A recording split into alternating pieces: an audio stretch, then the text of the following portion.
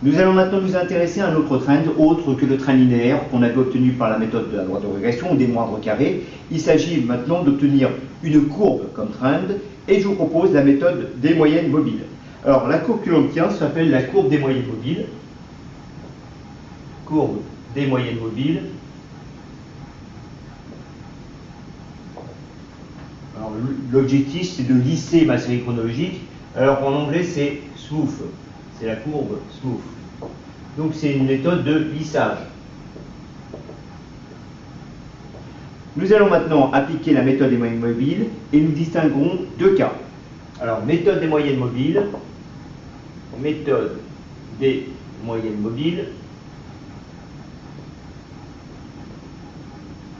d'ordre impair.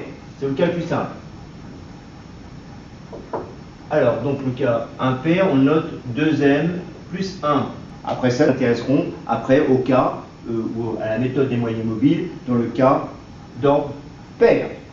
Alors pour m égale 2, par exemple, à partir de ma série de données, eh bien, je vais essayer de calculer et de représenter ma courbe des moyennes mobiles. Alors pour cela, je vais appliquer la formule qui me permet d'obtenir ma courbe des moyennes mobiles.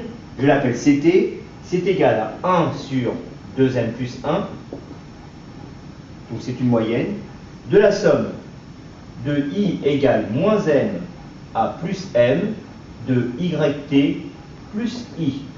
Voici la formule qui me permet d'obtenir, dans le cas impair, l'ordre impair, ma courbe des moyennes mobiles. Alors comment ça fonctionne? Eh bien je vais le voir sur le graphique directement. Voilà. J'ai représenté ma série chronologique en blanc, le graphe de ma série chronologique, et maintenant je me suis permis en rouge de représenter ma courbe des moyennes mobiles d'ordre 5. Quelle est la méthode pour obtenir cette fameuse courbe des moyennes mobiles d'ordre 5? Alors j'ai représenté une fenêtre en vert qui comporte les 5 points de ma courbe initiale de ma série chronologique, et donc j'ai mes 5 points ici, 1, 2, 3, 4, 5. Et voici ma première fenêtre. Ensuite, j'applique les moyennes aussi bien sur les abscisses que sur les ordonnées.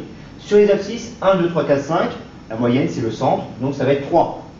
De la même façon, j'ai mes 5 ordonnées de mes 5 points, je prends la moyenne et j'obtiens 24,2.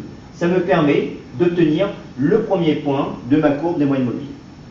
Dans un second temps, je déplace ma fenêtre.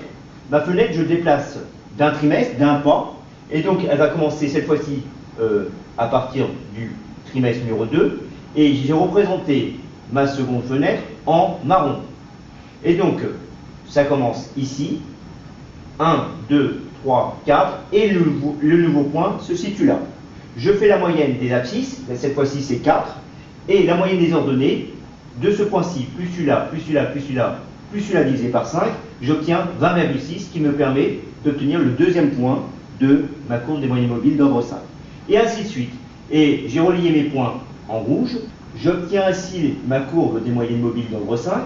Et elle sera d'autant plus lisse que la taille de ma fenêtre, l'ordre de ma méthode sera grande.